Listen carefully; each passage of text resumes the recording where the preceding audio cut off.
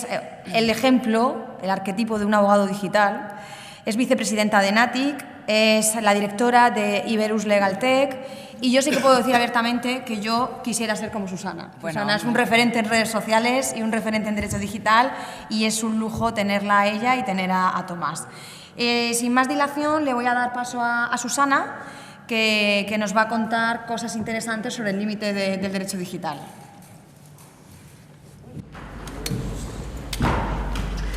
Bueno, saludos, habitantes del Congreso de Abogados de la Abogacía Joven. Vengo de una galaxia muy lejana que se llama Internet, en la que practicamos derecho digital, y vengo en son de paz, aunque parezca que venga a probaros la siesta. ¿No os suena una presentación similar a esta, Edu? ¿Y tú, Jesús? Seguro, ¿no? Bien, pues sí, Paco. Jorge Bermúdez, fiscal de delitos tecnológicos de Guipúzcoa, inició así, arrancó una conferencia en el año 2014 de la RUTEDCOM, una de las conferencias de seguridad de la información más importantes de España, para intentar poner un toque de humor en esa relación un poco tirante entre la fiscalía y los hackers. En este caso, es evidente que entre nosotros no somos compañeros, aquí no hay ningún tipo de tirante, pero sí que quería, a pesar de que me digáis, voy a hablar tanto con Susana y resulta que no es nada original, ¿no? Que se está copiando la introducción de Jorge Bermúdez. Realmente quise traer la colación por tres razones. La primera, porque incluso antes de empezar, quiero aplaudir desde aquí y que en la medida de lo posible trasladaros y que seáis conscientes del gran esfuerzo que se está realizando en algunos sectores jurídicos, como es el caso de Fiscalía y Judicatura, por acercarse a todo lo que es la parte más técnica que tiene implicaciones jurídicas, ¿vale? Toda la parte del derecho digital, el derecho tecnológico y sobre todo la parte de delitos en la red. Digo, está realizando un esfuerzo importante porque la segunda razón por la que hacía esta introducción es porque me gustaría recomendaros que veáis esta charla, porque no es nada fácil hablar para un fiscal a telecos, ¿vale? De la misma manera que a la inversa, que nosotros cuando hablamos de temas de tecnología con ingenieros en sistemas, pues parece que nos están hablando de toda una abreviatura, así como los que nos hablan en chino.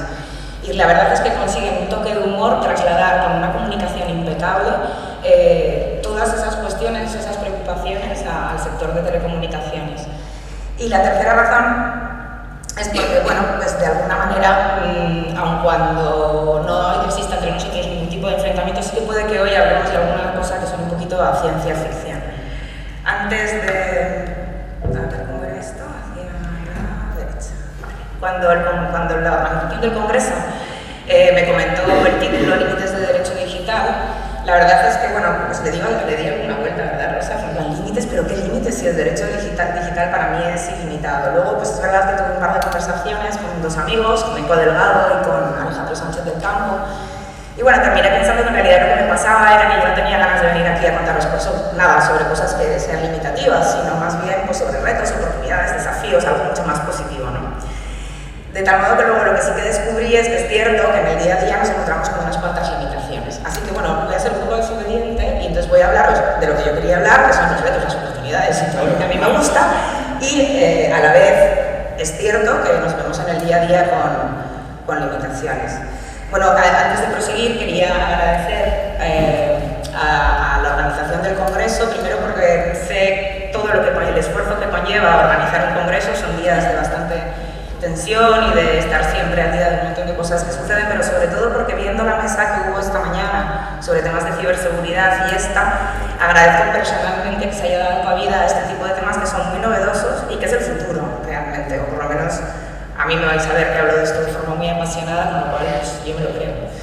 Esta soy yo, pues bueno, como ha dicho Rosa, ahora mismo dirijo Iberus Legal Tech, que es una consultora legal tecnológica dentro de una compañía, una gran compañía de temas de tecnología, que es Iberus Tecnologías de la Información. A su vez, pues sí, estoy metida en una serie de jardines, unos frondosos, otros pantanosos. Pero bueno, la verdad es que, como os digo, como a mí el tema del derecho digital me apasiona y me gusta mi trabajo, pues bueno, lo hago con bastante buena gana. Invitaros a tuitear el que tenga cobertura, porque yo no tengo nada. Me gustaría, pues esto, que de alguna manera fuéramos generosos y compartiéramos con los compañeros que no han podido estar y más teniendo mesas paralelas, pues todo lo que simplemente os llame la atención. En principio, bueno, comentaros que desde mi punto de vista el derecho digital no es un derecho limitativo, no es una especialidad tampoco, es una es un derecho transversal, es decir, afecta a todas las ramas del derecho, ¿vale? Y de alguna manera lo que está haciendo es adaptarse a una nueva realidad en la que prestamos servicios igual que está prestándolo el resto de cualquier tipo de proveedor. Los prestamos en el ciberespacio. El ciberespacio es, si lo pensamos bien, en realidad es un espacio sin ley, sin fronteras, no tiene un territorio, ¿vale? Internet no tiene un poder que lo dirija, no hay una norma uniforme. No estamos ni siquiera todos de acuerdo, ni siquiera a veces pretendemos estarlo, porque Internet nació muy libre, nació para que compartiéramos. Y, por tanto, no existe esa uniformidad de un poder que lo regule, ni, por tanto, una forma clara de establecer sanciones y controles. Sin embargo, es un espacio en el que sí que se están propiciando nuevas formas, nuevos negocios, nuevos tipos de clientes y, por lo tanto, para nosotros los abogados, nuevas formas de prestar servicios. Estamos hablando de servicios que son ubicuos, es decir, que en un entorno global, no están en concreto en ninguna parte. Personalizados, porque la mayoría de los servicios los obtenemos, algunos incluso de forma aparentemente gratis, cediendo nuestra información a cambio. Experienciales, porque cada vez importa mucho cuál es el nivel de satisfacción del cliente. Y transversales, porque afectan a muchas facetas de nuestra vida. Hablamos de servicios online, con escasos activos y mínima infraestructura. Comentábamos antes, extraterritoriales, y de una economía en escala que precisa nuestro asesoramiento. Cuando hablamos de escasos activos o mínima infraestructura, a mí me llama mucho la atención y prefiero poner siempre ejemplos. ¿Conocéis Airbnb? Por ejemplo, ¿alguien me puede decir cuántas camas tiene en propiedad Airbnb o cuántas sucursales bancarias tiene Google Wallet o cuántos videoclubs tiene Netflix? Bueno, cada vez que digo videoclubs me suena a cabina telefónica, o sea, todavía hay videoclubs. Hay poquitos ya, ¿no? O lo mismo, Uber, ¿cuántos vehículos tienen en propiedad? Luego está habiendo un cambio de paradigma brutal en este sentido. A nosotros, ¿esto qué nos representa? Oportunidades. Según las últimas encuestas en la Unión Europea, se está hablando de que en el sector TIC en Europa hay 900.000 puestos de trabajo, señores. Están esperando, de hecho, hay grandes dificultades, y os lo digo porque yo trabajo en empresa, grandes dificultades para contratar especialistas en derecho digital. Todos estos 900.000 no son en derecho digital, por supuesto, es en sector TIC, ¿de acuerdo? Pero es cierto que esas especialidades ahora se están necesitando, el talento digital. Luego, más que hablar de límites, hablaremos de limitaciones. Y la primera limitación de la que os quiero hablar es precisamente esta, la falta de abogados especialistas en derecho digital. Si estamos teniendo nuevos modelos de negocio y nuevos modelos de servicio especiales, pues necesitaremos unos servicios especializados, y para prestar servicios especializados de calidad tenemos que estar debidamente formados. Claro que se nos va a requerir determinadas competencias, son las llamadas hard skills, frente también a otro tipo de actitudes. O sea, ahora, igual que os comentaba antes, que lo que más me llama la atención de la ponencia de Jorge Bermúdez es su capacidad de comunicar, pues eso es una soft skill. O sea, tenemos que ser también comunicadores, tenemos que estar prácticamente al día de todo lo que se cuece. Y más allá bueno, son actitudes más allá del conocimiento especializado. Debemos predicar con el ejemplo. Nos hablará luego Tomás con más profundidad y criterio, desde luego, de todo lo que afecta también en el mundo online, en el mundo digital, a la práctica y al cumplimiento a nivel de ontología profesional en cuanto a secreto profesional, confidencialidad, protección de datos, etcétera. Y, desde luego, se nos exige tener presencia online, y una presencia online que yo soy de solicitar que se predique con el ejemplo, es decir, nuestras propias webs o blogs deberían cumplir y tener sus avisos en materia de privacidad, protección de datos, sociedad de la información, etcétera. Y esto lo que nos va a exigir es una formación constante, porque, como os decía antes, Internet, por suerte o por desgracia, no duerme. Y entonces te levantas un día por la mañana y resulta que se ha roto el acuerdo de Puerto Seguro y se produce un cambio brutal y tienes que estar un poco al hilo de lo que se está cociendo, porque te llegan consultas sobre ello, ¿no? Entonces, ¿creéis que realmente podemos sentirnos que estamos a la altura de los desafíos actuales? Una profesión que no se encuentre a la altura de los desafíos actuales de su época, en cada época, pues bueno, simplemente pasa desapercibida. Os hablo de cuestiones del tipo, por ejemplo, pues responsabilidad por el uso de coches automatizados o de drones, de manipulación genética o la titularidad del cordón umbilical, nanotecnología, ciberseguridad y ciberdelincuencia, que habéis hablado de ello esta mañana, Internet de las cosas, Big Data, Smart Cities, Cloud Computing, inteligencia artificial, Todo esto no nos va a exigir a nivel técnico ser abogados y técnicos a la vez. Lo que se está propiciando, y es la parte más chula, es una colaboración multidisciplinar entre equipos, es decir, equipos multidisciplinares que colaboran entre ellos y que además establece un debate en el que se da cabida también a los abogados, que tenemos mucho que decir. La segunda limitación nos la encontramos en los nuevos tipos delictivos, pero sobre todo, bueno, los nuevos tipos delictivos, más que limitación, lo que han venido es a facilitar un poco ese catálogo que estaba bastante obsoleto, digamos, y a prever este tipo de delitos. Pero la dificultad mayor está en investigar y perseguir esos delitos tecnológicos. Es un tema bastante arduo que simplemente lo he querido resumir poniendo una especie de comparativa, es decir, qué nos pasa en el mundo terrenal y cómo sucede en el mundo digital. Por ejemplo, si tenemos que evaluar quién ha sido el actor material o el sujeto imputado, en el mundo material tenemos claro, porque el actor material en el momento en que o presuntamente se considera que es alguien, ese alguien existe y está localizado frente en el mundo digital, que cabe la posibilidad, por ejemplo, que haya sido suplantado. En cuestión de determinación de la localización de la comisión de un delito, tenemos claro que en el mundo terrenal es donde se prueba que el delito ha sido cometido, frente al mundo digital en el que nos encontramos con que, bueno, hay posibilidades. ¿Dónde se ha cometido el delito? ¿Dónde está el afectado? ¿Dónde está el delincuente? ¿Dónde se encuentra el proveedor de servicios de la sociedad de la información? Y lo mismo respecto de cuál sea la ley aplicable y la jurisdicción competente. Quería daros alguna cifra así rapidita de los ciberdelitos. A mí me llama muchísimo la atención, según el último estudio, bueno, ya es de 2015, pero es el último que tenemos de Norton Security, que el 48% de los usuarios ha sufrido un intento de fraude en la red. Y que además, a nivel pasta, hablamos de casi 117 millones y medio de dólares a nivel mundial, de los cuales 14 millones de euros han sido perdidas por ciberataques en España. He conseguido este mapita, fijaros que excepto los países en verde oscuro, ¿vale?, el resto han sufrido en el primer trimestre del año 2006 ciberdelitos o algún tipo de fraude o ciberataque por encima del 30%, que es una barbaridad. Y luego, bueno, esta mañana yo creo que habéis tenido, los que habéis estado casi todos en la charla de ciberseguridad que estaba Eduardo, ¿sí? Pues bueno, habéis tratado, ¿no?, los temas del ransomware. Bueno, pues esta estadística viene a demostrar, pues bueno, que en cuestión de menos de un año se ha incrementado en un 5% las infecciones por mails maliciosos, por phishing. Phishing, pues bueno, suelen ser correos electrónicos que contienen algún tipo de malware o de software malicioso, generalmente el ransomware, que es el que te cifra los equipos a cambio de pues una clave, a cambio de un pago en bitcoins generalmente, para darte una clave para descifrar, si es que te la dan. Tercera limitación, pues que tenemos muchas reglas por definir en el entorno normativo que nos distinguen de Estados Unidos, claramente.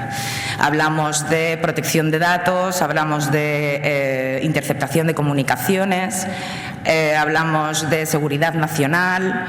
Tenemos todavía muchas diferencias normativas. Por ponernos un ejemplo, en cuestión de datos personales, en Estados Unidos el derecho de privacidad es un derecho, sí, es un derecho que está regulado en sede de consumo. Luego, en cierto modo, puede llegar a ser tratado como una mercancía o al menos con cierta disponibilidad por el propio consumidor y usuario. Sin embargo, en Europa es un derecho fundamental. Forma parte es el artículo 8 de la Carta de Derechos Fundamentales de la Unión Europea.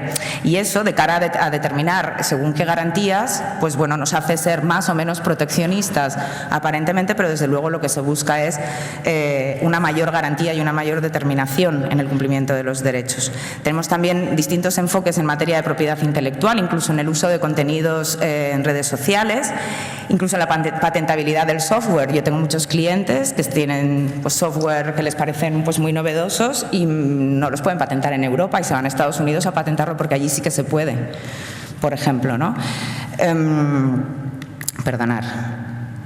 Sí, luego conflictos, o sea, conflictos entre los propios usuarios y las marcas. Por poneros un ejemplo, hay uno muy curioso que, bueno, nos ha tocado a nosotros de cerca en el despacho no hace mucho y es un tema de conflicto de marcas con Facebook, hasta el punto de que esta plataforma se convierta en juez antes de tener acceso a la propia justicia. Os hablo de, por ejemplo, yo tengo una entidad gestora que se llama Susana González SL, ¿vale? Pero mi marca es IKEA, por ejemplo. claro, yo las tengo, todas mis marcas IKEA las tengo registradas a mi nombre, Susana González SL, que es mi empresa, pero viene alguien con mala intención y monta una sociedad que es Susana González Europa SA. ¿A qué suena más? Vale, pues la señorita del call center de Facebook, que tú simplemente con darle a un botón solicitas el bloqueo de marca, adjuntando determinada documentación y diciendo pues que como tú eres Susana González Europa S.A. y que por tanto eres más, esas marcas son tuyas. No se plantean absolutamente nada y bloquean la cuenta. Las pérdidas que sufro yo, que estoy vendiendo a través de Facebook, son cuantiosísimas. Demuestro que las marcas están registradas a mi nombre y Facebook no desbloquea, te manda a los tribunales. Casos de este tipo se están dando porque de alguna manera son las plataformas y sobre todo las grandes plataformas que están en Estados Unidos las que están mandando de alguna manera todo este tipo de conflictos, ¿vale? La gran mayoría de las limitaciones que nos vamos a encontrar van a ser en torno a la seguridad y a la privacidad. Hablamos de dispositivos móviles permanentemente conectados a redes abiertas, nuestros datos compartidos pues, por todo tipo de utensilios de uso común, ¿vale? Un poco el Internet of Things que hablaremos luego. Transferencias internacionales de datos sin saber muy bien todavía a qué atenernos. Software malicioso. Venta de objetos falsificados, falsas ofertas de trabajo, captación de muleros para el blanqueo de capitales. Todo esto se está produciendo en Internet. Ataques informáticos, falsos prestamistas, extorsión, blanqueo de capitales, robo de información, falsas relaciones, estafas en alquileres, fraudes, al fin. Nos conectamos y compartimos datos en abierto y además no nos suele importar, ¿vale? Cuando hablamos de Big Data Analytics, hablamos de la explotación cruzada de miles y miles de datos que son analizados para obtener determinadas conclusiones y revelar unos ciertos comportamientos que nos sirven para explicar y además medir y predecir y tomar decisiones. Decisiones además que luego las empresas las utilizan bien para segmentarnos publicidad como para decisiones de mejora de producto, de servicio, de procesos, etcétera. Cuando mezclamos la ciencia que utiliza el Big Data con la inteligencia artificial llegamos al Deep Learning, que son herramientas con redes neuronales cognitivas, que es como Watson de IBM, esto ya lo está utilizando también otras muchas plataformas, que al final lo que consiguen es, con toda esa información, alcanzar determinadas conclusiones que nos van a mejorar mucho nuestra capacidad de gestión. Vale, todo esto son ventajas y es perfecto, pero nosotros como usuarios, ¿hasta qué punto consentimos ese uso? ¿Vale? Estamos hablando de que, en torno a todos estos análisis de comportamientos, de todos nuestros datos en la red, se puede en un momento determinado decidir si somos o no sujetos a los que se les pueda conceder un determinado crédito o si nos pueden dar o no un precio más o menos caro en un seguro o si podemos acceder o no a un determinado trabajo o hasta cómo ligamos. No sé si conocéis el caso de OkCupid. Bueno, pues hubo un estudio que realizaron ellos mismos sobre la base de 70.000 usuarios de esta red que estaban adjuntos al estudio y completamente en abierto. Y por supuesto eran datos nombre, apellido, qué es lo que más le gusta de un hombre o de una mujer, etcétera, etcétera, etcétera. Y cuando se adjuntó al estudio y le preguntaron cómo era posible que estuvieran adjuntando datos tan sensibles, decían que los propios usuarios los tenían ahí, en público, en la red. Entonces, de alguna manera, la primera limitación con la que nos encontramos en temas de Big Data es la privacidad, es decir, los propios usuarios debemos ser un poquito más conscientes de cómo compartimos en la red y cómo configuramos nuestras cuentas. Y todo esto a nosotros, además, nos reporta siempre trabajo. De alguna manera eso vuelve a pasar lo mismo, o sea, nos falta un criterio uniforme a nivel internacional, es decir, por ejemplo, en Europa se requiere, otra cosa es que luego siempre se haga o no, un consentimiento explícito e inequívoco para la finalidad concreta para la que se requieren esos datos, frente a Estados Unidos, por ejemplo, que no necesariamente es así. Otra de las dificultades o de las limitaciones es que hablamos muchas veces de datos desestructurados y que todas esas ventajas que nos puede proporcionar una herramienta analítica pues tiene un coste de desarrollo y de licencia de momento bastante caro y además exige personal especializado. Para que nos hagamos una idea de cómo afecta la movilidad en el Big Data, bueno, pues la verdad es que antes que contároslo yo, hay una charla de esta chica de la que he extractado un trocito muy bueno, se llama Marta Periano de Tech Talks, y a ver qué os parece. La tiene el mayor acceso a los mejores herramientas y vamos a hacer nada de eso para estudiarnos nosotros, porque nosotros lo tenemos todo ahí, vivimos es Malte Spies, que es miembro del Partido Verde Alemán. Y en 2009, Malte le pidió a su compañía telefónica que le mandara todos los datos que tenía sobre él. Y la de Telecom, que era su compañía, le dijo que no. 2 semanas más tarde, me mandaron un CD con un Excel de 30.832 líneas, como guerra y paz, pero 3 veces. Este documento interminable comprende desde septiembre de 2009 hasta febrero de 2010. Tiene exactamente 6 meses. Y no es casual, tiene 6 meses porque en verano de 2008 la Unión Europea presentó la Directiva de Retención de Datos, donde se exige que cada compañía telefónica con más de 10.000 clientes guarde los datos de todos sus clientes durante un mínimo de 6 meses y un máximo de 2 años. A Malte le dieron 6 meses como diciendo, esto es todo lo que tenemos porque nos obliga la ley, probablemente desde el año y medio. Entonces Malte, que no podía leer más ni nada, se lo mandó a un semanario que eso es contacto con una agencia de visualización de datos para hacer algo con esto, ¿no? Entonces ellos cogieron estos datos de Telecom y otros datos de Malte que eran públicos, como por ejemplo de su cuenta de Twitter o de Scroll. Y con esto hicieron este mapa que estáis viendo ahora, que más que un mapa es como un diario automático y terrorífico de la vida de Malte. Podemos ver cuándo va en tren, qué es lo que está haciendo ahora mismo, cuándo se para, dónde se queda, cuándo va, cómo va, cuánto tiempo está, cuándo está comiendo, cuándo está durmiendo, como ahora mismo. ¿Lo habías visto? Cuándo coge un avión, quién le llama, cuánto tiempo le llama, quién le manda mensajes, qué mensajes. Lo vemos todo. Este está en la web, ¿eh? Lo podéis ver. El motivo por el que pasa esto es que Malte tiene un teléfono en el bolsillo que cada 5 minutos hace un clic a la tele de más cerca y le dice, ¿tienes algo para mí? ¿Tengo un correo? ¿Tengo algún mensaje de WhatsApp? ¿Ha pasado algo en el mundo? Levantad la mano si tenéis un teléfono en el bolsillo que hace lo mismo. Bueno.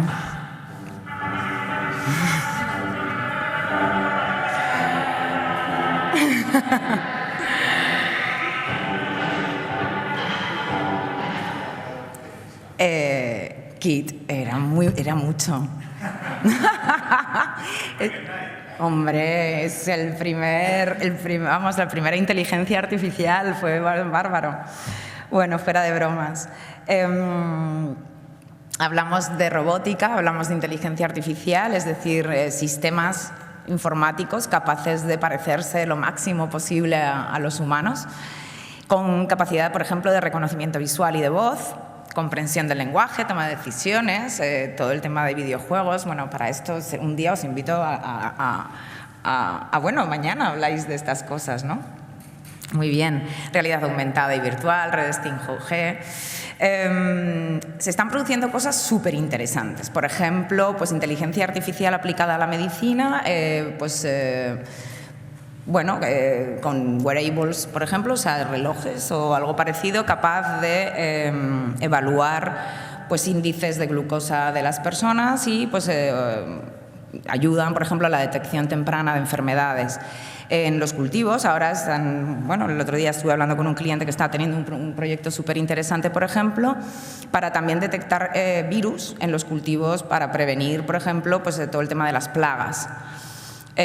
Los robot-advisors, por ejemplo, que son pues, bueno, una especie de entre robot y abogado dedicado a las finanzas, que están obteniendo pues, auténticas predicciones a nivel financiero bastante interesantes. De momento, además, les está yendo bien, con lo cual, pues mira, estupendo. Al final son cosas que nos ayudan a mejorar la calidad de vida y hacernos pues, mucho más eficientes. Nos solemos revolver en la silla los abogados cuando, por ejemplo, nos hablaban de Watson hace 3 años ya, yo creo, porque decíamos, ostras, nos van a quitar el trabajo. Claro, a mí me hizo muchísima gracia porque yo me puse súper contenta. Bueno, llevo 3 años pidiéndome para Reyes, pero no ha colado todavía.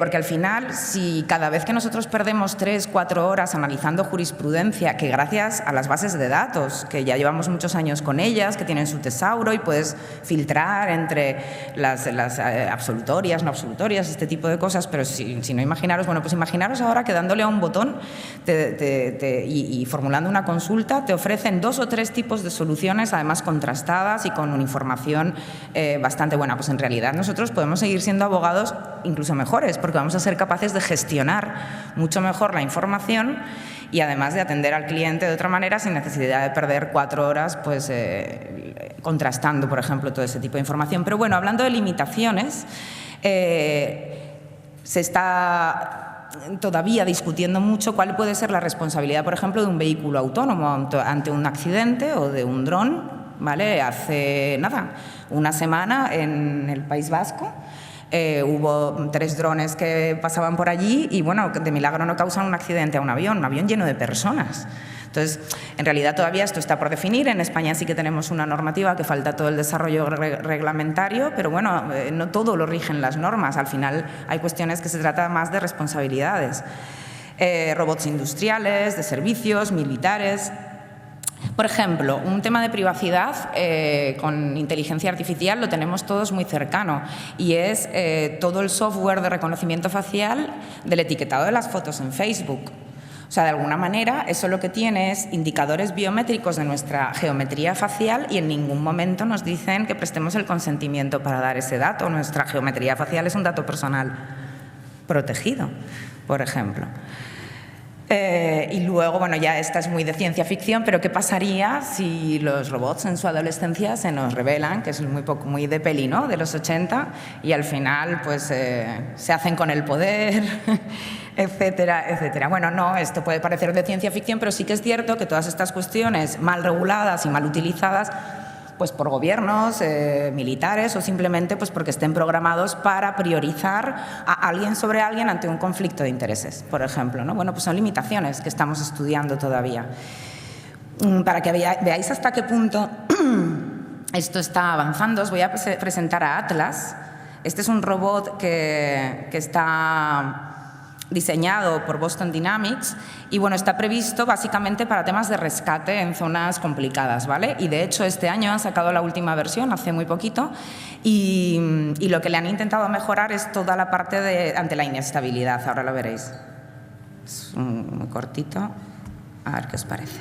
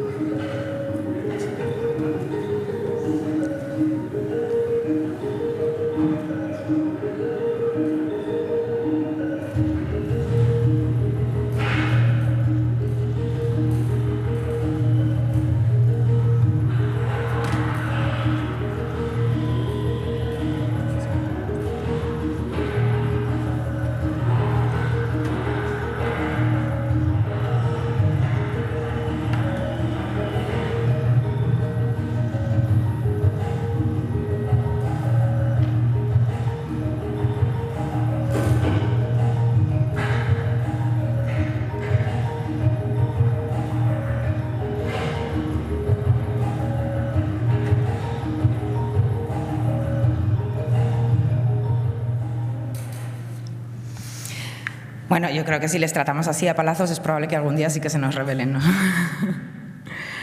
Bueno, cuando hablamos de Internet de las cosas, ¿qué implicaciones tiene esto? Pues bueno, veamos los datos que se están compartiendo y de alguna manera toda la sobreexposición de información se está produciendo, por poneros ejemplo, en videovigilancia, ¿vale?, en imágenes que pueden ser interceptadas, televisores inteligentes y consolas que incorporan cámaras y micrófonos, monitorización remota del trabajo, es decir, captura de pantalla de trabajadores para saber si están cumpliendo o no su horario de trabajo y para medir la productividad, sensores de conteo de personas a la entrada y salida de los recintos y monitorizan de alguna manera incluso los flujos de compradores y tiempos de compra, geolocalización, incluso para enviarnos ofertas a nuestro móvil las más cercanas allá de donde estemos, contadores de luz y termostatos que dan información sobre hábitos de consumo, controles biométricos de entrada y salida de recintos, tarjetas y servicios ciudadanos recargables tipo las del autobús, la bici, bueno, ya no hablemos de las tarjetas de fidelización de los supermercados.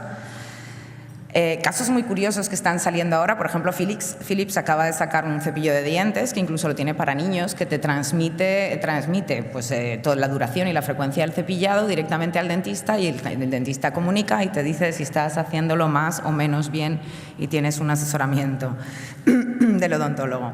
Productos para medir en casa, lo que os comentaba antes, niveles de glucosa que se envían al médico para detectar tempranamente algún tipo de enfermedad, la diabetes en este caso. los smartwatch de geolocalización, incluso para niños, que les avisan a los padres si se salen de la ruta, esperemos que con el consentimiento de los padres. En fin, en este caso os voy a presentar a Google Home, ¿lo conocéis? ¿Os suena? Yo me lo pido para Reyes esta vez, también. A ver qué os parece.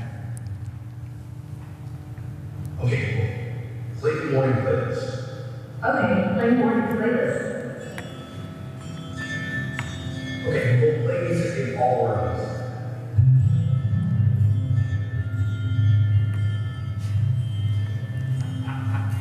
Canta.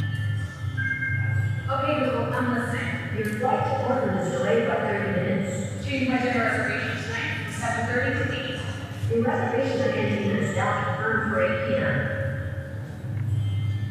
Hey Google, text Louise, flight is delayed, dinner moved to 8. Okay, message sent.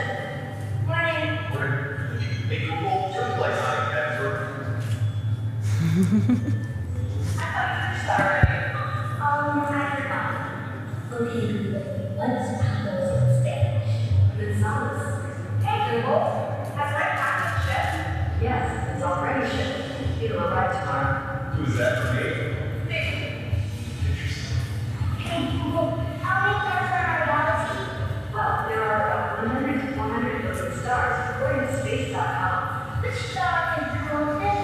According to NASA, the nearest star system is Alpha Centauri. Can you tell me when it looks like Farmer's TV? Hey Google, how's the traffic running up the rocks to the airport? Your normal way has heavy traffic. There's a faster one that'll take about 35 minutes. I sent it to your phone. Okay. Dad!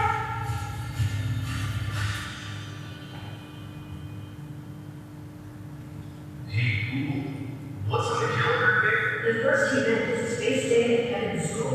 It starts at 8 a.m. Space Day, are you ready?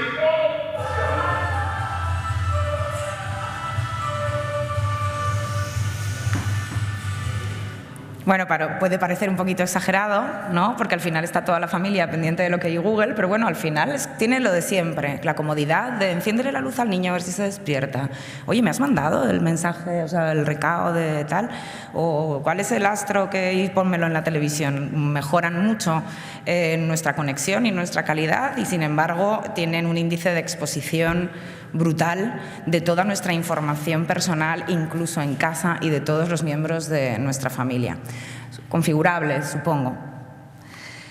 Cuando hablamos de cloud computing, a nivel nuestro, a nivel trabajo, todo lo que se está produciendo ahora, básicamente a nivel más práctico, es sobre todo a nivel contractual, a nivel de evaluación de todo lo que son los contratos de nivel de servicio con los proveedores de cloud, ¿vale? O sea, ellos tienen que, de alguna manera, garantizarnos una serie de cuestiones que tienen pues, mucho que ver con todos los controles de seguridad de la información, pues el tipo de copias de seguridad que realizan, con qué periodicidad, cuáles son sus planes alternativos en caso de un siniestro, etcétera, etcétera, etcétera. Entonces, bueno, normalmente nosotros los abogados lo que hacemos es evaluar todo este tipo de contratos para saber si verdaderamente cumple los niveles exigidos o los niveles asumibles por la empresa de seguridad y, sobre todo, en tema de transferencia de datos y, más concretamente, con la transferencia internacional de datos. Ahora, pues lo comentábamos hoy en la comida, pues bueno, las empresas que están ofreciendo este servicio de almacenamiento y de gestión de aplicaciones contra la nube en Europa, pues bueno, se están haciendo con un mercado majo porque de alguna manera están pudiendo garantizar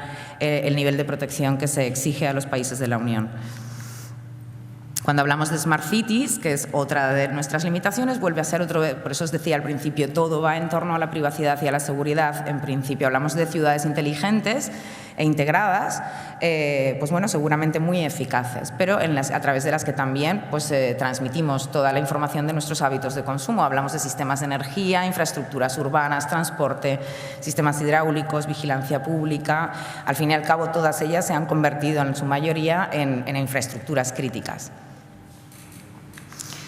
Todo ello, además, es susceptible de ser atacado. Una de las cuestiones más importantes es la ciberseguridad. Hoy en día una empresa que no tenga un plan de ciberseguridad establecido es muy probable que se vea abocada al fracaso. Hemos visto antes cifras sobre pues, los ataques. Hablamos de ataques a cargos directivos en las wifis, pues mira, de hoteles y de palacios de congreso como este, por ejemplo, a través de los que no solamente se pueden llevar, robar o utilizar después, posteriormente, información suya personal, sino acceder, en nuestro caso, a información de clientes y proveedores a través de pues, nuestros correos electrónicos y demás, y en eso tenemos una responsabilidad muy importante.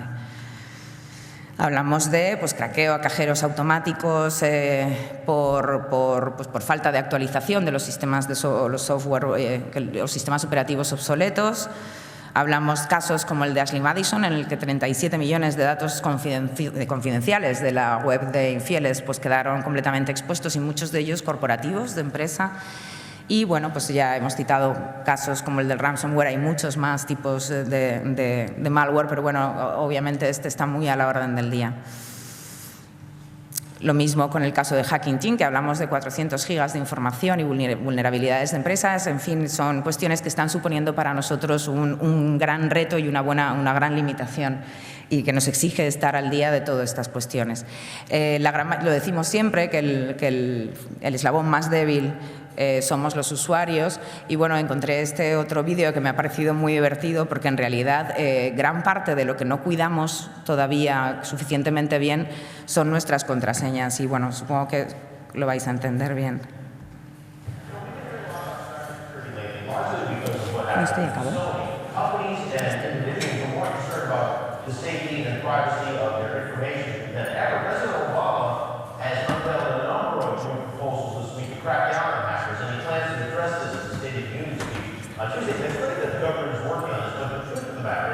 We need to do a better job of protecting ourselves. You know, the most popular password in the United States is password 123, and as long as that's the case, we're vulnerable. So today we sent a camera out on Hollywood Boulevard to help people by asking them to tell us their password, and this is how that went. We're talking about cybersecurity today and how safe people's passwords are. What is one of your online passwords currently? It is my dog's name and the year I graduated from high school. Oh, what kind of dog do you have? And what's his name? Jameson. Jameson. And where do you go to school? I went to school back in Greensburg, Pennsylvania. What school? Hemphill Area Senior High School. Oh, when did you graduate? In 2009. Oh, great. By casting, because it was like a redemption number. Okay. And you have a capital I? Yeah. Oh. And what's her name? Her name is Jolie. Jolie. So like a password, you're doing Jolie and the number. And number one? Like my birthday. Oh, what is your birthday? June. Oh, nice. What year were you born? 95. Oh, great. So Jolie, 6, 12, and 9. So you need to get my password right now? No, I can't do that. But we all want to know what it is. We can tell you it's strong or not. Oh my goodness. Let me think. Okay, what is Tel Aviv? Yeah. 4, 6, 8, and then Israel. It's only 3, but it's only strong enough. Yeah. 1, 2, 3. Still G, and Esto hasta te lo deletrea.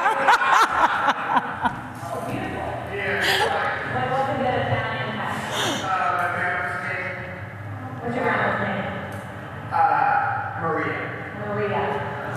Oh, Maria is your password? Oh yeah, right here my password.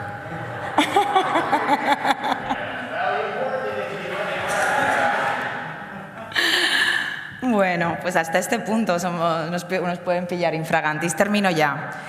Un montón de cosas a las que nos podemos dedicar cuando nos especializamos en derecho digital, ¿vale? Hablamos de cumplimiento, compliance 360, 360 grados, incluso el IT compliance, que era lo que os decía antes, todo lo que es seguridad de la información, para validar proyectos técnicos de clientes, temas de privacidad y más en el entorno del recientemente publicado Reglamento General de Protección de Datos Europeo, seguridad de la información, comunicaciones electrónicas, control de dispositivos en empresas, propiedad intelectual industrial, industrial, estándares contractuales, planes de continuidad de negocio, protección de innovaciones y de las propias startups, todo desde su propia constitución hasta cualquier tipo de consulta y su mentorización, en fin, un amplio abanico.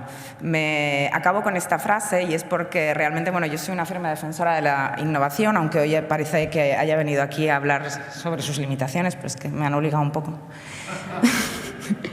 Y bueno, básicamente considerar esto, es decir, que la innovación sí que necesita ser parte de toda nuestra cultura, también la de los abogados, ¿vale? De alguna manera tenemos que estar ahí, siempre punteros, y quién mejor que vosotros, los jóvenes abogados, para todavía dar ese impulso, y porque de alguna manera pues eso, el consumidor, el cliente se va a estar transformando continuamente, y si nosotros no somos capaces de estar a su altura, pues tendremos un problema, Houston.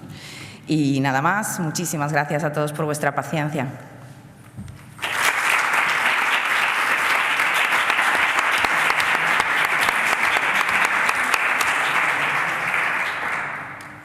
Bueno, gracias Susana por esta lección masterclass, yo diría, de Derecho Digital.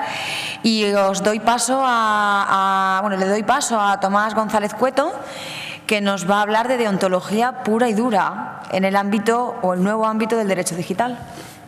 Muchas gracias, Rosa. La verdad es que dicho así suena también, ¿verdad? Se está hablando de deontología pura y dura. Bien, agradezco esa presentación tan cariñosa que has hecho. Agradezco a la asociación que me haya invitado a participar en vuestro congreso con esta ponencia, y agradezco a Susana que haya hecho una ponencia además tan divertida que luego va a conseguir que la mía no lo sea. Ya veo que hay gente incluso que se va yendo asustado porque vamos a hablar de odontología, pero no tienen que asustarse, si al final nuestra vida profesional gira bastante sobre esto.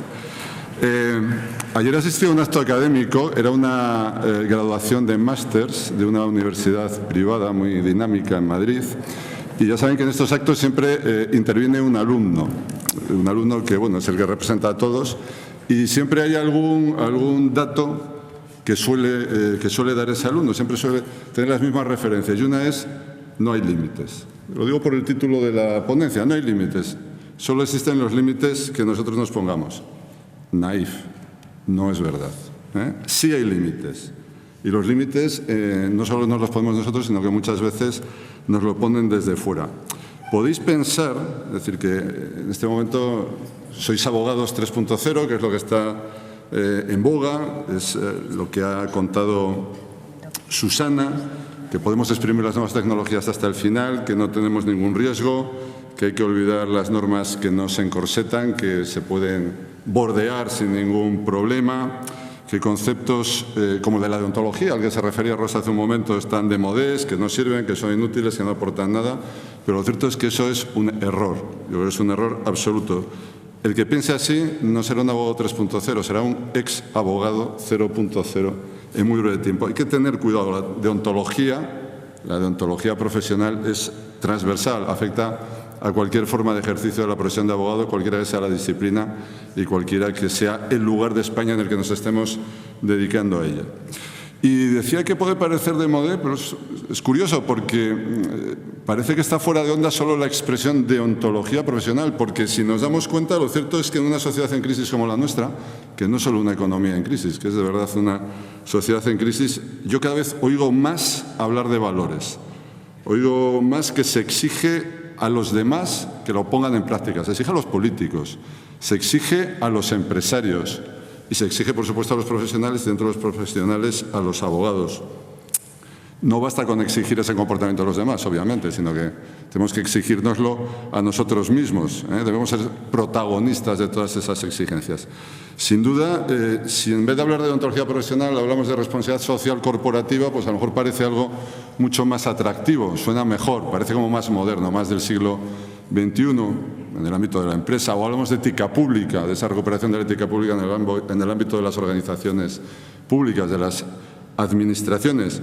Bueno, pues el concepto equivalente en el ámbito de nuestro ejercicio profesional es el de deontología profesional. Es un concepto además clásico, es un concepto histórico y que en principio todos debemos conocer. Es verdad que hasta ahora en las universidades, para quienes no hayan hecho el máster de acceso, pues obviamente no se lo han exigido. Pero ahora mismo, con el máster de acceso, todos los jóvenes graduados en Derecho o en disciplinas análogas, porque ya empiezan a cambiar en algunos sitios las denominaciones, pues tienen que estudiar esa materia, tienen que conocerla y tienen que dominarla, porque si no, no van a aprobar el examen de Estado y no van a poder afiliarse a una organización como la vuestra, ni asistir a un congreso como este. Es decir, a partir de la entrada en vigor de la ley de acceso y de la implantación de los másters y del examen de Estado, pues la deontología profesional es una asignatura obligatoria y es más, el máster en realidad pivota sobre esa asignatura obligatoria, pues se supone que lo otro ya lo sabemos de la época en que lo estudiamos en la carrera, ya sabemos civil, o creemos que sabemos civil, penal, mercantil, laboral, administrativo, pero de deontología profesional no. Y eso, sin embargo, ahora se exige con un alto nivel, con un alto nivel. Yo creo que quizás no con el deseable, con el óptimo, pero sí con un alto nivel. Es más, la Directiva de Servicios, que tanto ha modernizado la prestación de servicios, y de hecho el sector servicios en nuestro país en los últimos años, contiene los principios y los valores esenciales de las profesiones reguladas y los resume muy acertadamente en 4: independencia, integridad, dignidad profesional y secreto profesional. Sobre estos principios gira todo, o sea, no hay más trucos. Sobre estos principios gira toda la construcción de la deontología profesional, de la exigencia ética en el desempeño profesional de los abogados y de otros profesionales. Lamentablemente, al legislador español, a la hora de implementar la Directiva de Servicios, se le olvidaron. No hizo referencia a estos 4 principios. Habló de otras cosas, pero no hizo referencia expresa a estos principios esenciales. En los últimos tiempos también el Tribunal Constitucional se ha pronunciado y ha renovado el interés por la deontología profesional en unas sentencias del año 2013.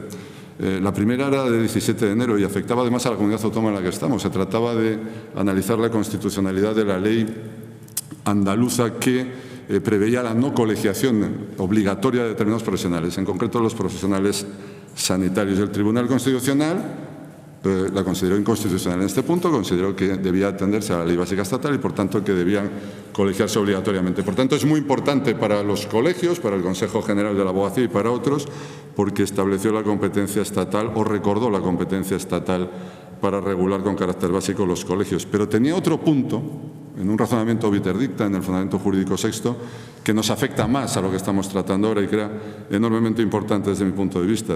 Y es una reflexión que se refiere a la esencia y a la razón de ser de la institución colegial en la que todos estáis inscritos.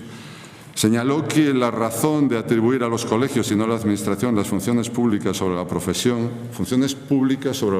de las que son el principal exponente la deontología y la ética profesional. O sea, el Tribunal Constitucional considera que el principal exponente de las funciones públicas de nuestras profesiones, y en concreto de la abogacía, son la deontología y la ética profesional. Pues bien, porque el atribuírselo a los colegios y no a la Administración radicaba en la experiencia y en la pericia de los profesionales que la constituyen. Es decir, nadie mejor que los propios profesionales para dotarse de una estructura jurídica adecuada que establezca cuáles son los requerimientos éticos, deontológicos, de valores, etcétera, y además para controlar las desviaciones en la práctica profesional, es decir, la imposición de sanciones en su caso. Por tanto, la deontología profesional está absolutamente de moda cada vez más, al igual que otros conceptos que se refieren a la ética en otras áreas de actividad, como antes he dicho, la responsabilidad social corporativa empresarial o la ética pública en el ámbito de la organización administrativa. Ahora bien, para que la deontología profesional sea una realidad es necesario que la colegiación sea obligatoria. Si no hay colegiación obligatoria, no hay control de la actuación deontológicamente correcta y regular de los profesionales y, por tanto, estos podrán hacer lo que quieran. De ahí la importancia de mantener, de exigir y de reivindicar la colegiación obligatoria de la profesión de abogado para cualquiera de sus ámbitos de actividad, no solo para el contencioso, sino para el consultivo y cualquiera que sea la relación con el cliente, no solo para la prestación de servicios profesionales como verdaderos profesionales, sino también cuando se tiene una relación laboral con el cliente, es decir, los abogados de empresa. La ordenación de nuestra profesión se recoge en muchas normas, empezando por la Constitución. Ya sabéis que la profesión de abogado es la única que aparece citada en la Constitución. No hay otra profesión que esté citada en la Constitución, salvo que consideremos la de diputado o senador como una profesión o la de presidente de gobierno. Yo no la considero, pero sí la de abogado. La de abogado aparece citada en la Constitución.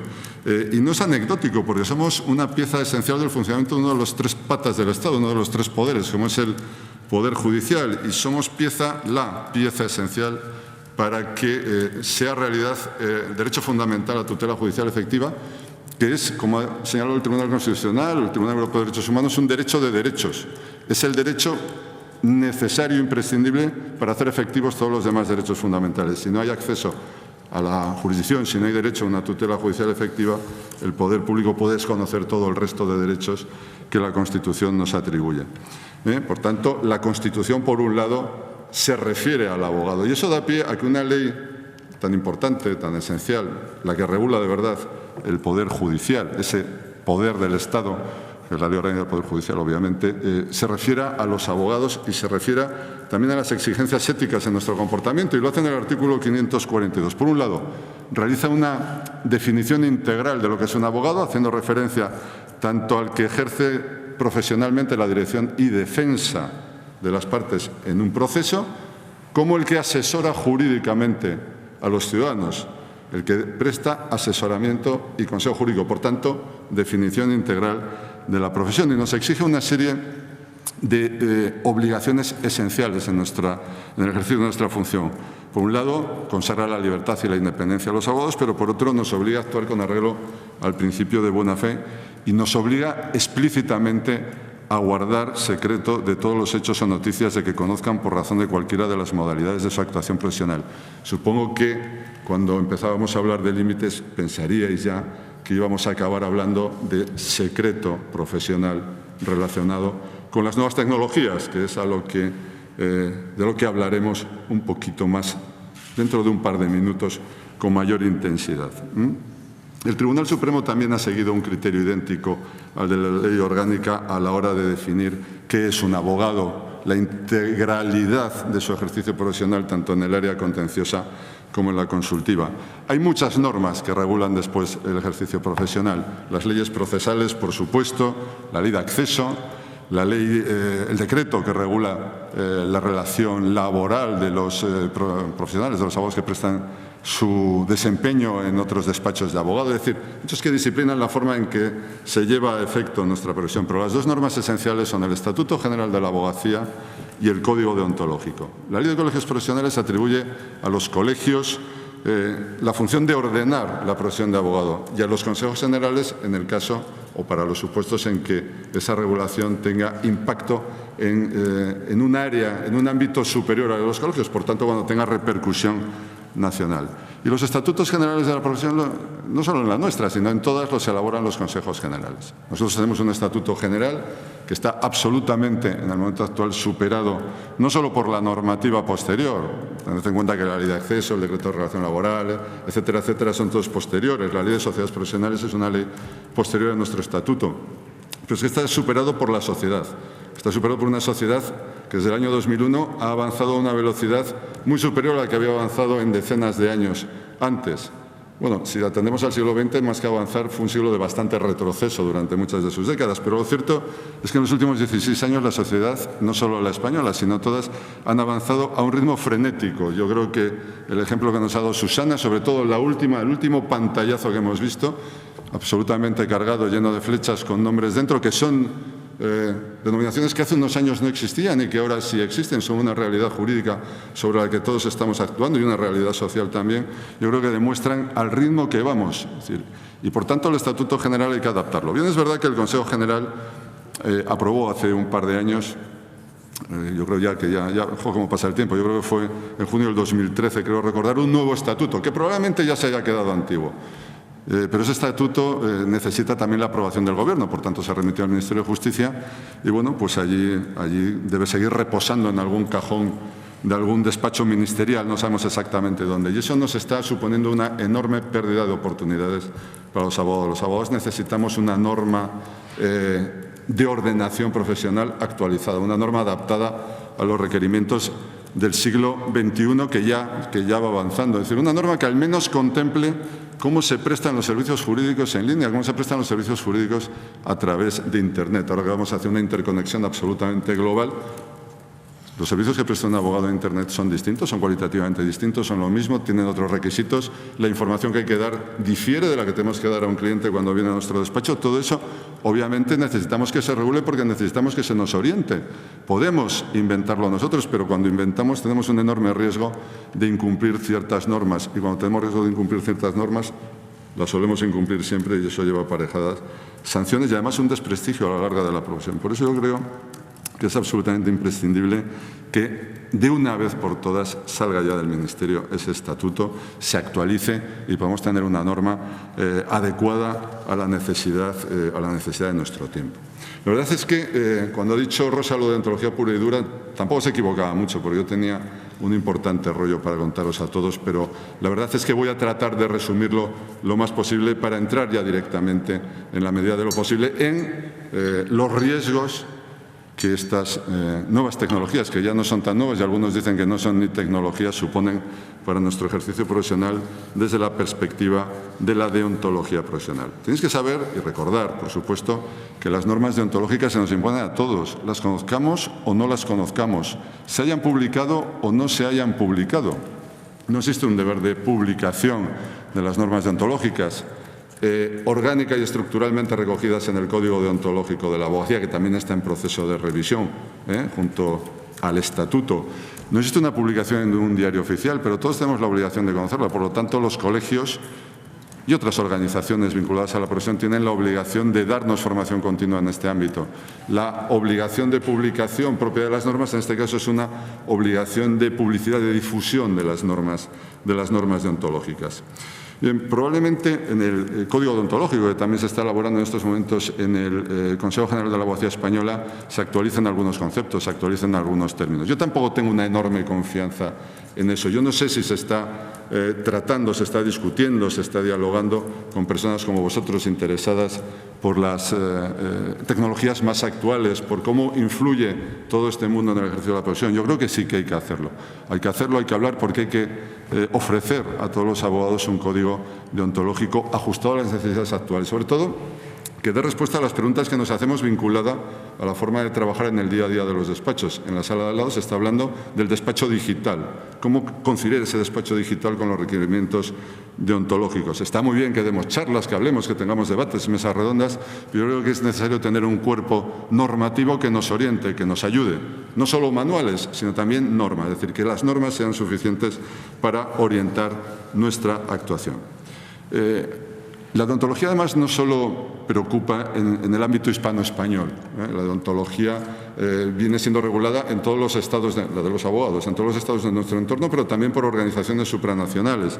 El Consejo Europeo de Colegios de Abogados aprobó ya en el año 88 su primer código deontológico. Su código deontológico ha sido modificado después en diversas ocasiones y sigue estando sujeto a revisión. La IVA aprobó en el año 2011 unas normas, unos principios, los denominados principios internacionales de conducta para la profesión jurídica. La IVA, por cierto, es una entidad especialmente preocupada por parte de las nuevas tecnologías y, de hecho, en mayo del 2014 aprobó también unos principios internacionales sobre el uso de redes sociales por los abogados. Lo que pasa con esta organización es que la veo como un poco anglosajona, por tanto, me da la impresión muchas veces de que está más preocupada por la apariencia, por demostrar algo hacia afuera, por hacer que algo parezca de alguna manera, que por regular de verdad con carácter esencial, dogmático y obligatorio la actuación de sus miembros o de los miembros de las organizaciones que se integran en ella. En el momento actual, al menos en esta mesa, lo que nos debe preocupar especialmente es, como os decía antes, cómo afectan estas nuevas tecnologías y sobre todo esta interconexión global al secreto profesional, a la confidencialidad de las comunicaciones entre abogados y clientes, cómo afecta en cuanto a los nuevos medios publicitarios utilizados por los abogados, por los despachos, es decir, a los sitios web, a las newsletters, a la utilización de redes sociales como Facebook, como LinkedIn. Bueno, no voy a decir Instagram, que yo creo que no es una red profesional y que no debe ser utilizada, obviamente, para eso. Es decir, ¿cuáles son las implicaciones que las nuevas tecnologías y la interconexión global tienen en todos estos principios deontológicos esenciales que están insertos en el ADN de los abogados? Y, por supuesto, recordando en toda ocasión que la Ley Orgánica de Protección de Datos y la Ley de Servicios de la Sociedad de la Información no son nuestro código deontológico. No lo son, son leyes. Sobre todo la Ley Orgánica de Protección de Datos son leyes que hay que respetarlas y hay que cumplirlas, pero el código es algo más. El código nos exige algo más que cumplir la Ley Orgánica de Protección de Datos. Por lo tanto, tened cuidado porque a veces, cumpliendo requisitos legales de la Ley Orgánica, no estamos cumpliendo requisitos deontológicos del código que regula más directamente nuestra profesión. Por supuesto que todos podemos convenir que la confianza y la confidencia son dos elementos, por decirlo mejor con el Tribunal Constitucional, son los dos requisitos inseparables del asesoramiento técnico del abogado defensor y forman parte del núcleo esencial del derecho de defensa. Confianza y confidencia son los dos conceptos que tenemos que tener siempre presentes, siempre en nuestra cabeza y que dan lugar, obviamente, a esa institución angular de nuestro ejercicio profesional, que es el secreto. Sin secreto, sin que nuestro cliente sepa que no vamos a divulgar sus intimidades, lo que nos ha contado, pues obviamente no habría confianza del cliente en el abogado y, por supuesto, no se respetaría esa confidencia de aquello que nos cuenta. Por tanto, secreto profesional, confianza y confidencia. Y ahora mismo, ¿qué riesgos existen para este secreto profesional y los demás conceptos a los que me vamos refiriendo? En primer lugar, servicios jurídicos online, servicios jurídicos prestados a través de Internet. En el Estatuto General aprobado en el año 2013 ya se dedica un artículo a esta materia, pero se dedica un artículo para constatar que es una forma más de ejercicio profesional, que esto no implica que el abogado huya del resto de requerimientos normativos, sino simplemente que es una forma de trabajar del abogado, pero que está sujeto a todos los requerimientos del Estatuto General y del Código Deontológico. Por tanto, el abogado que presta servicios tiene que identificarse de una manera indubitada, tiene que permitir que el cliente conozca que es de verdad un abogado, que tiene un título habilitante, cuál es su número de colegiado, a qué colegio pertenece, etcétera, etcétera. Y todo eso debe acreditarlo, debe informar al cliente y permitir que éste lo acredite antes de cobrar contraprestación alguna por ello. Eso yo creo que es importante. Bueno, hablar de contraprestaciones, honorarios, también es importante siempre meter alguna pequeña cuña sobre esto. Y debe adoptar las medidas necesarias para que se respete el secreto profesional. Debe también obtener del cliente una información análoga a la que él le ha comunicado al propio cliente, porque es la única manera de evitar la existencia de conflictos de interés. Yo tengo que saber que el cliente es quien dice ser y que quien dice ser, si yo le presto un servicio, no me creo un conflicto de interés con otro cliente y debe prestar un servicio adecuado, debe prestar un servicio adecuado a las solicitudes. Las comunicaciones confidenciales, siempre que se actúe así, deben enviarse encriptadas y con firma electrónica segura, cuando las circunstancias del cliente lo permitan, pero no cuando lo permitan las circunstancias del abogado. El abogado tiene la obligación de hacerlo.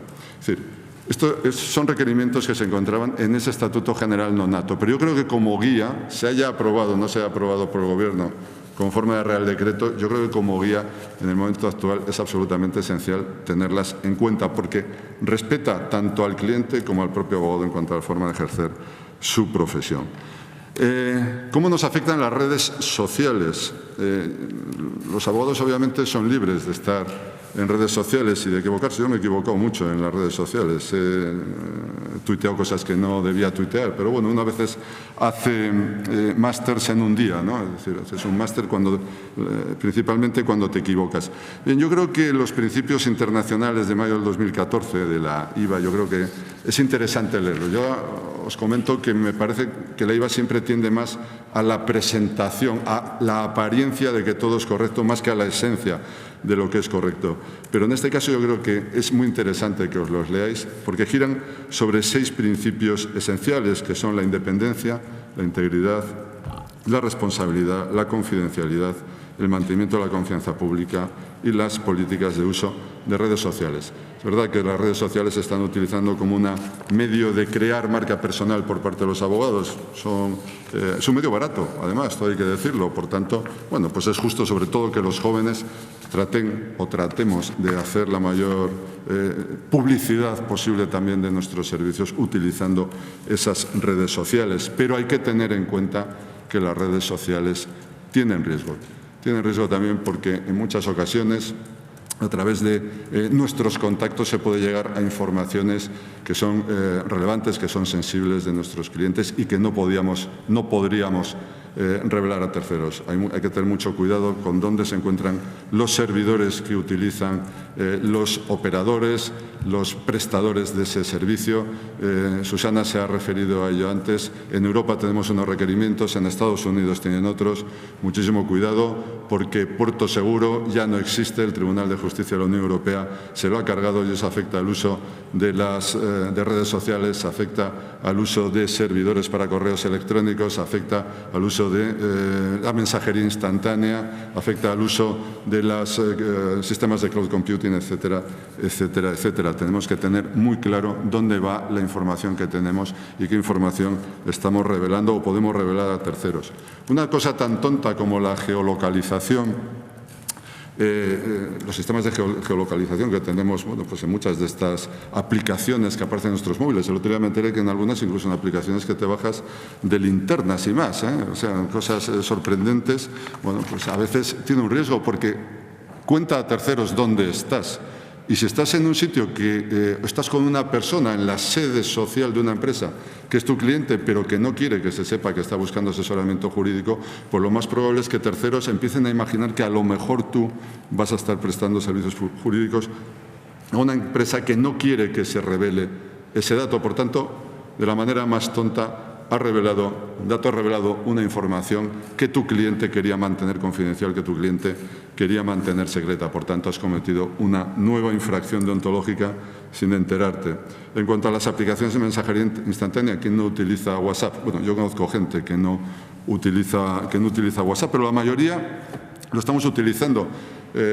Hay acceso, desde luego, a la información, la aplicación tiene acceso a la información de nuestros contactos, por tanto, ya solamente por el hecho de bajárnosla, de estar utilizando, hay alguien, hay terceros, hay máquinas, esas máquinas pasan la información después a personas que conocen datos de ti y de personas con las que tú tienes alguna conexión, que a lo mejor esas personas no querían que se revelase. Probablemente no quisieran que se revelase, según quién, según qué terceros. Por tanto, hay que tener mucho cuidadito. WhatsApp ha sido, es decir, no recomendado, no, es algo mucho más. La Agencia Catalana o la Autoridad Catalana de Protección de Datos ya elaboró un informe diciendo que no se recomendaba en absoluto la utilización de WhatsApp. El Colegio de Sabadell fue el primero que, con base en ese informe que estaba hecho también sobre estudios realizados por otras autoridades como la canadiense, la holandesa, etcétera, el Colegio de Sabadell le dijo a sus abogados que por favor no utilizasen WhatsApp en las relaciones con los clientes. Por tanto, eso también tenéis que tenerlo muy claro. ¿Qué ocurre con los correos electrónicos? En la comida estamos hablando, ¿dónde están en ocasiones los servidores donde almacenamos documentación o que gestionan nuestros correos electrónicos? Bueno, si utilizáis el del Consejo General de la Abogacía Española, yo coordino su comisión jurídica, algo de propaganda tengo que hacer, bueno, pues tener la seguridad de que esos están en España, de que se cumplen los requerimientos de la Ley Orgánica de Protección de Datos, del Reglamento de Protección de Datos, es decir, de toda la normativa europea. Si utilizáis los de otras entidades, si utilizáis los de otras empresas, si utilizáis los de Google, pues probablemente no tendréis esa seguridad, con lo cual, a lo mejor, determinada información, correos, etcétera, podrán ser revelados a autoridades públicas extranjeras, sin ir más lejos, en los Estados Unidos. Por tanto, tened mucho cuidadito, tened cuidado con cómo enviáis los correos, que sean encriptados siempre en la medida de lo posible, siempre que el otro interlocutor tenga capacidad tecnológica para ello. Con el cloud computing, exactamente lo mismo. Tened en cuenta que en estos casos el despacho de abogados es el responsable del tratamiento de los datos. El prestador del servicio solamente es el encargado del tratamiento. Es el despacho el que decide cómo, qué, para qué. Por tanto, somos responsables si contratamos un sistema de cloud computing. Mucho cuidado con quién es el prestador del servicio, dónde tienen sus servidores y cuáles son los contratos que nosotros estamos formalizando con él. Cómo se van a proteger los datos que vamos a colocar en esos servidores, quiénes van a tener acceso, qué requisitos, cómo se van a tener que identificar, etcétera, etcétera. Muchísimo cuidado. Antes hablaba de los sitios web de los despachos de abogados. Es decir, hay que tener mucho cuidado. Una web yo creo que hoy día la tienen prácticamente todos. Hay personas físicas que tienen webs. Por tanto, obviamente yo creo que ahora mismo todos los despachos de abogados tienen uno. La Ley de Servicios Sociales de la Información exige unos requerimientos. Y si uno ejerce una profesión regulada, pues hay determinados datos que tienen que constar en ese sitio web, en esa web.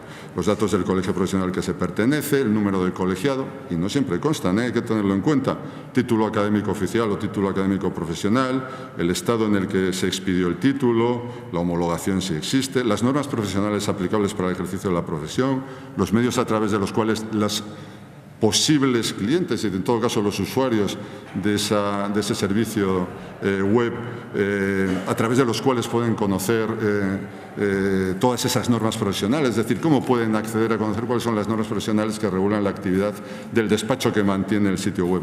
Y sobre todo también hay que tener mucho cuidado, porque también hay que enviarles hacia los códigos de conducta. Van a saber qué es lo que se nos exige, por tanto, tenemos que tratar de cumplirlo. Y por último, una tontería que no afecta obviamente solo a los abogados, sino que afecta absolutamente a todos los que mantienen un sitio web con cookies, con dispositivos de mantenimiento y recuperación de datos. Hay que tener mucho cuidado en la información que se concede o que se otorga, que se da a los usuarios y la facilidad con las que estos pueden obligarte a destruir esos datos que tú querías mantener para utilizar en lo que fuera después. Es decir, la información sobre cookies hoy día es esencial y además es uno de los supuestos que más denuncias genera en la Agencia de Protección de Datos en cuanto a la utilización de sitios web. Bueno, pues todo esto y muchísimas cosas más. Por tanto, la deontología profesional hoy día ya no es solo lo de la venia, ya no es solo de que no me puedo relacionar con la parte contraria si tiene abogado y en todo caso tengo que recomendarle que contrate a uno. Ya no se trata solo de qué honorarios puedo cobrar o no cobrar, no se trata solo de qué publicidad está o no prohibida con carácter material, sino que también afecta al medio de esa publicidad y sobre todo afecta a la relación más usual hoy día con los clientes y con otros abogados, porque toda esa relación, toda esa comunicación gira en torno a redes, a correos electrónicos, a mensajería instantánea y a todo ese fenómeno hacia el que inexorablemente vamos y que ha anticipado Susana también antes en su intervención. Bueno, muchas gracias. Yo no sé si hemos cumplido la hora. Fenomenal. Estamos sujetos al debate y a las preguntas que quieran. Muchas gracias. ¿Alguien tiene alguna pregunta? Muchas gracias.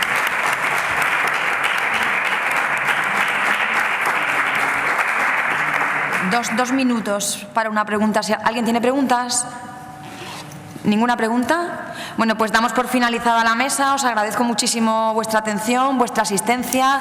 Vuelvo a agradecer a los ponentes las dos más magníficas ponencias que han llevado a cabo. Esta mesa redonda yo creo que nos ha servido a todos para darnos cuenta de que los nuevos entornos digitales pues siguen estando regulados por la deontología y que tenemos nuevos escenarios, como nos ha dicho Susana, en los que desarrollarnos profesionalmente. Gracias. Tenemos que aplaudir nosotros a ellos. Sí,